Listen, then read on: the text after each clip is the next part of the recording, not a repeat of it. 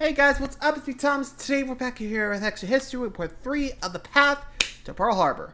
This is known as the First Strike. So yeah, this is pretty much where the conflict starts to rise in the tension before you get to Pearl Harbor.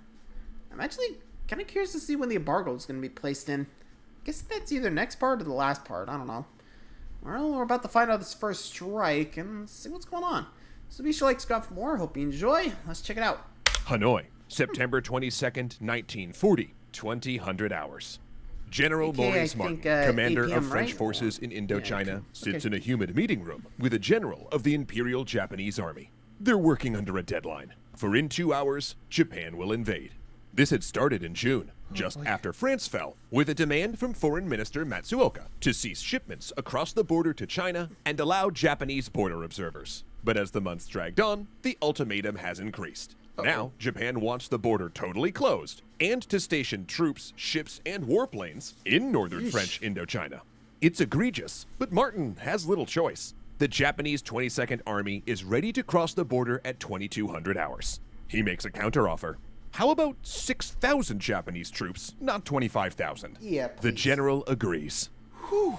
An hour before the deadline, word goes out that an agreement has been reached. But when the deadline comes, the 22nd Army invades anyway. Son of a bitch. Eesh.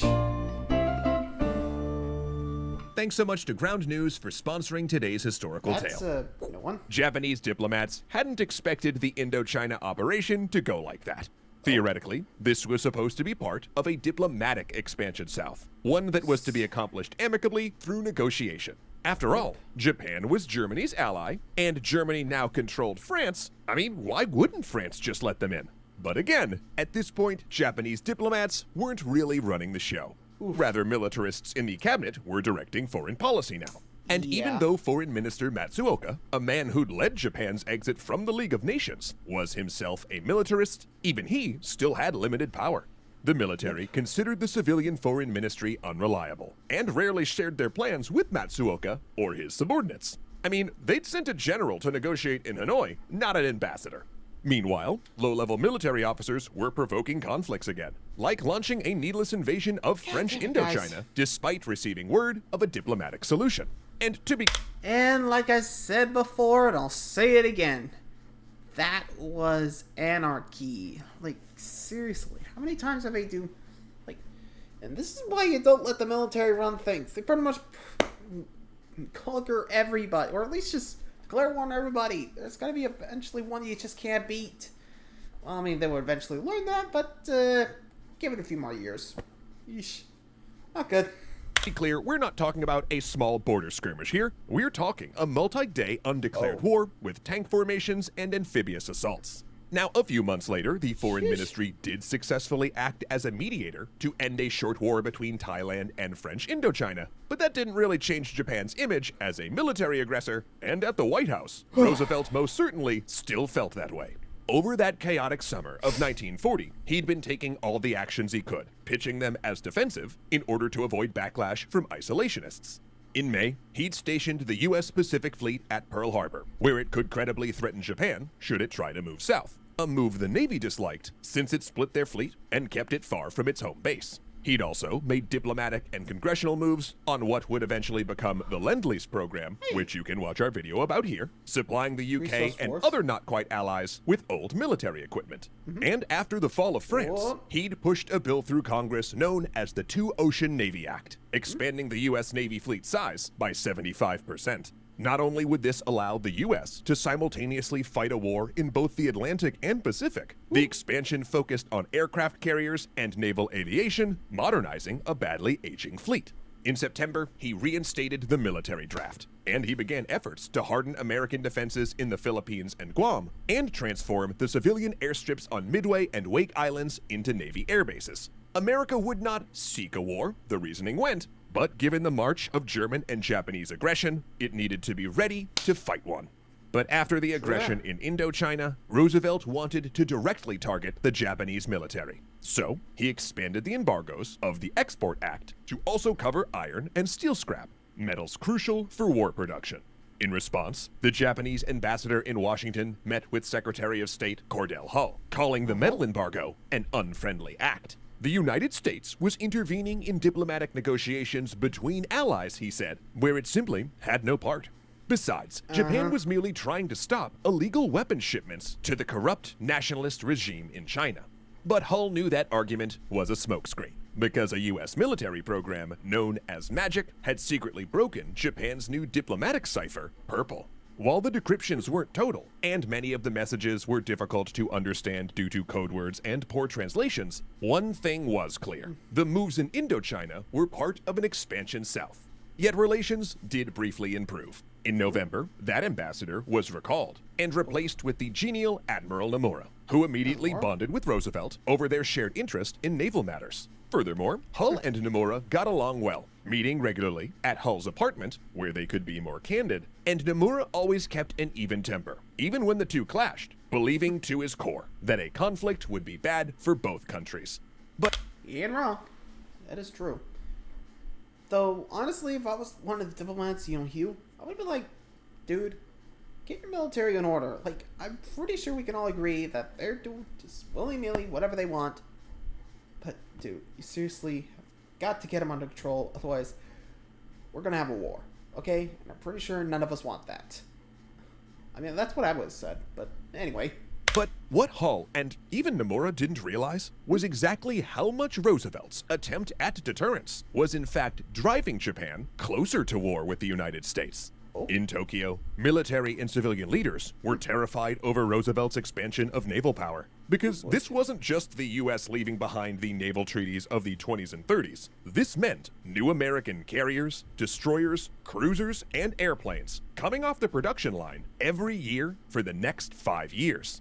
Currently, the US and Japan had roughly equal navies, with Japan having a slight advantage in merchant vessels, but now that America was on a war-producing footing, that might only last a year or two. So an argument started to circulate. If a war was inevitable, why not fight it soon? After all, every day Japan waited, the US Navy was getting larger, and if Roosevelt cut their oil, the opposite would be true. Each day of non-combat operations would mean Japan had less fuel to fight. Japan's attempt to manufacture synthetic oil had failed, and when they made import deals with Mexico, the US leaned on its southern neighbor to get those canceled. Foreign Minister Matsuoka, however, had a solution. Deter US action by signing a tripartite pact with Europe's totalitarian states of Germany and Italy. Nazi diplomat von Ribbentrop had first suggested such a thing as early as 1938, and to Matsuoka, it made immediate sense.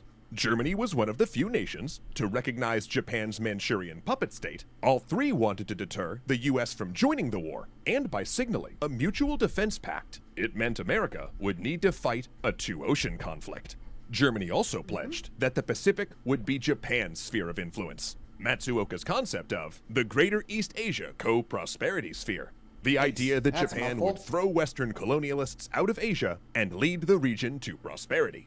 Though it should be noted, not everyone was on board with a Nazi alliance. In Tokyo, one colleague warned that Hitler was untrustworthy and routinely violated treaties. After all, Hitler had already broken his anti-communist pact with Japan by signing a non-aggression pact with Stalin, and he hadn't even bothered to inform Tokyo in advance. An alliance hadn't helped them in Indochina after all, and once the pact was signed, Matsuoka had to issue embarrassing statements saying Japan wouldn't be adopting Germany's anti-Semitic policies. But Matsuoka remained committed to the alliance, especially because he believed the Soviets could be enticed to join, forming a bloc of totalitarian nations to challenge the Western democracies. And in 1940, the alliance bore fruit. November 11th, 1940. 250 miles southwest of Sumatra. Officers of the German commerce raider Atlantis board the merchant vessel. They'd come upon it disguised as a fellow merchant ship, then fired at the bridge at close range, killing most of the command. Now they're taking passengers and crew aboard their own ship before scuttling it. But then, one of the passengers asks an officer if they could go get her family's tea set in the ship's vault. And when he agrees and goes to retrieve it, the officer finds more than just porcelain. 15 bags of top-secret mail destined for the British Far East Command. There are maps, decoders, intelligence reports, and a special bag filled with holes so it would sink when thrown overboard. Documents inside detail Britain's plans for the defense of Singapore, troop strength in the region, and how the colonies would fight a potential war. The assessment is grim. Currently, Britain cannot win a fight with Japan. All 15 bags were forwarded to Tokyo, their reception causing a massive stir. The Strike South plan was not only feasible, it should begin soon. But wait, what of the American fleet at Pearl Harbor? If Japan took the Dutch East Indies, it would surely respond. Yet a group of naval officers felt otherwise, arguing that the US fleet could be preemptively destroyed at the commencement of hostilities, giving Japan a year or two to consolidate its wins in Southeast Asia before having to fight the Americans in earnest. It was worth developing a contingency plan. After all, in November, the British had used a fleet of carrier-launched torpedo bombers to raid an Italian port. They should get someone to study that possibility. Lucky for them, one man was eager for the assignment. Admiral Isoroku Yamamoto. Oh man, Zoe. Yikes. Yamamoto-san. Oh boy. All I'm gonna say is, yeah, Pearl Harbor is gonna get some major trouble soon. Yeesh. Yeah, not looking good. So I guess the plan is strike Pearl Harbor and then invade while they're trying to recover. Which, yeah, I think we all know did not work out well, and they just entered the US into the war, which, by the way, thank you. And just stop the Germans because of it. Anyway, hope you guys enjoy. Until next time, guys, let me know what you guys think of this part. See you for part 4.